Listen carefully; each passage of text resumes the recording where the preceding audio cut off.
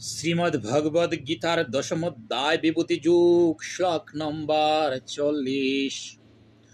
Nantu হস্তি মম দিব্যানাং বিভূতিনাং পরন্তপো ঈশু ত্রিদিশত প্রুক্ত বিভূতি বিস্তরু মায়া।